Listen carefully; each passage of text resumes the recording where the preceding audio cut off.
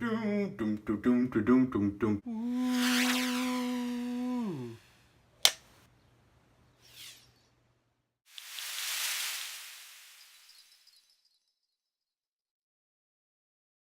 What up, YouTubers? How's it going? My name is AJ. Welcome to Underrated Movies.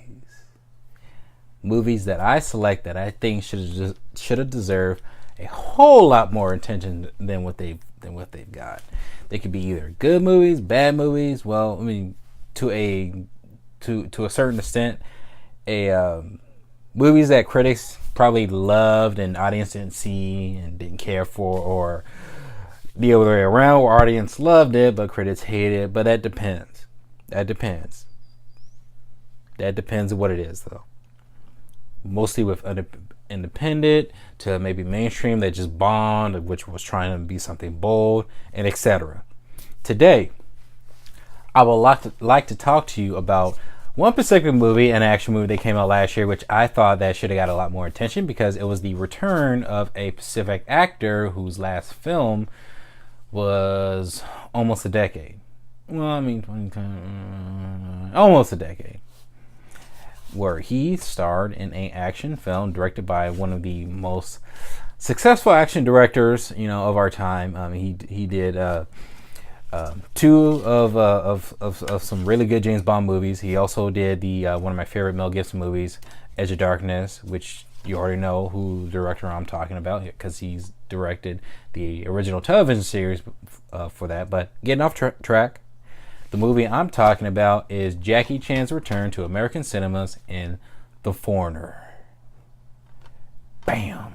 Where the plot of it is just it's not original. The plot of it's not too original. I mean, it's a revenge thriller about a man loses a loved one, goes out, tries to find the people responsible, which we've seen that so many times before. But this is a take of Jackie Chan, which everybody agrees from what I've been hearing with this movie. The movie's been out for a little less than a year on DVD. Anyway, that this is probably one of Jackie Chan's best performances, and it is to a certain degree. Spoiler alert, he's not in the movie a whole lot, or feels like he's not in the film a whole lot. And this is where I thought the movie did an interesting turn. I can see it's debatable here where people might like this film or not, because it does feel Jackie Chan is hardly in it.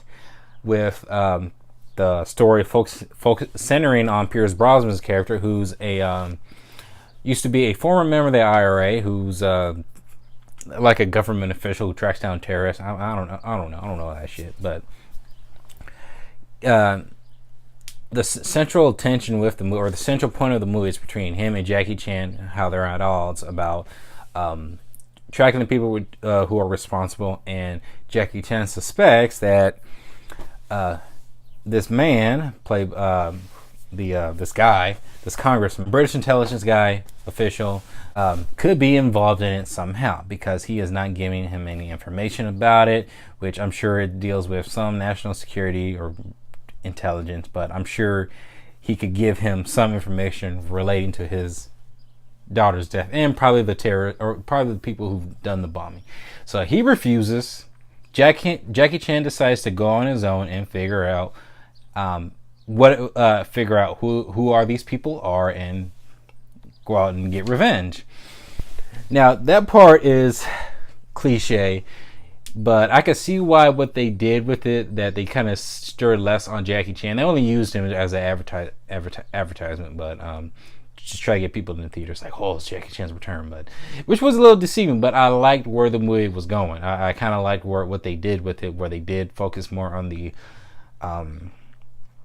the world crisis, or what's going on, bombing, and how it's affecting the country of British, but not only British. It's also, you give a thought to like what's happening around the world, of the bombings that's been happening, and like the most recent one I can think of right now was that stadium bombing that took place almost a year back.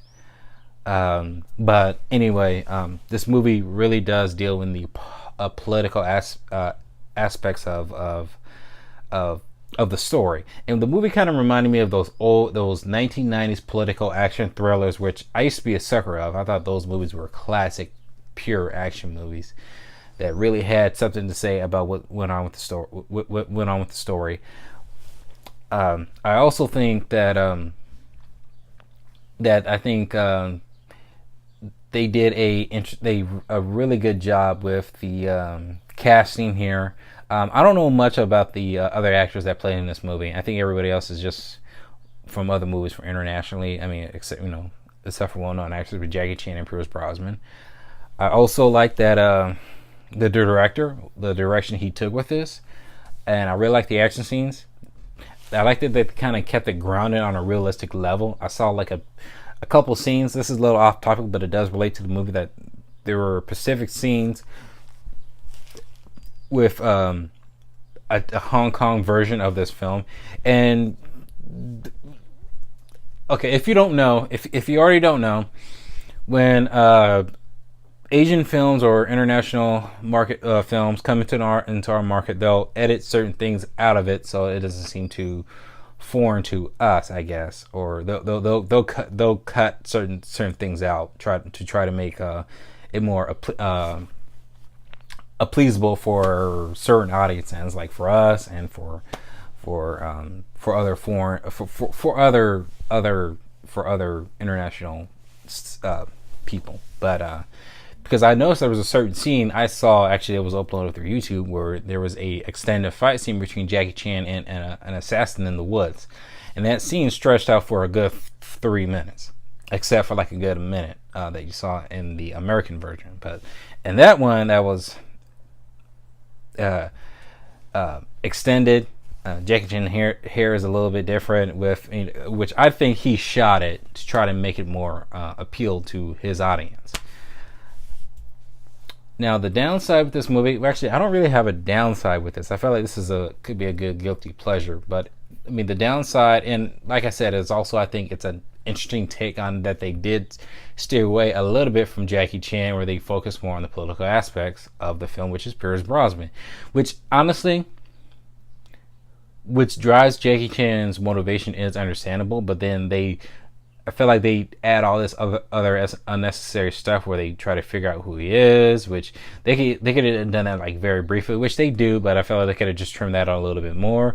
And they offer a flashback sequence, spoiler, where it shows him what happens to his family, where his character, very tragic, where his character basically, he loses everybody that he loves. I mean, when the movie starts, he only has his daughter and lives with this other woman who also owns this restaurant that they live in. Once the daughter dies, he basically has nobody else. His family, shown in a flashback, gets killed, or his children do, or or a couple of his children do, and then they mention his wife gets killed. But anyway, his character is a very tragic character, but he finds ways to I guess pull himself back up to try to kick ass and do whatever to meet his goals. But honestly, I don't really have any other problems with this movie. I think this movie was really good. It was really intense. The action scenes are intense, especially the last one that happens where Jackie Chan bursts up and starts shooting everybody. That one was really good. I really have no other complaints with this. I really think that you guys should check out this movie. I wish they retitled the movie, I wish they found another title except for The Foreigner. I mean, I feel like that really kind of just stuck it out there, like The Foreigner. Or, I don't know. They could have done something a lot better with the title. That's just me, though. That's just me. But if I have to recommend this movie, I would say just watch it. It's a good action movie. I mean, even though you're not a Jackie Chan fan, or if you are, go check this out. I think this is one of his better dramatic roles. And also just a Jackie Chan film. But here's the thing.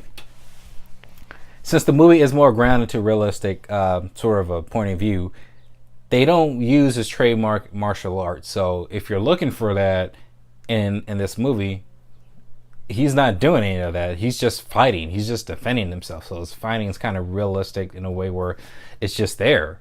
He doesn't use his comedic trademarks, and it would have been completely out of place with this tone of the movie. I'm really happy that they did that, because if they did, there would have been a lot of tone shifting. So if you're expecting him to use his trademark martial arts, he does not use it in this. It's not there. He just fights and uses guns to try to do what he needs to do and get done and head on to his next objective. But I would give this movie 4 out of 5 stars. I mean, it does deviate a little bit from Jackie Chan. I mean, his character is not all that interesting, with the exception of the emotional depth. His Jackie Chan's performance in this film. Pierce Brosnan, he's really good. I think he steals the movie. Also, Jackie Chan does. I mean, I think everybody was good in this. A really good action thriller. I would recommend that you guys check it out. And if you like this video, you can give it a like. You can also follow me on Stardust at AJ Film Guy. I post a lot of reviews on there. If you iPhone, and I also have a Twitter. You guys could look me up on Twitter if you like this video, and hopefully I'll see you guys next time.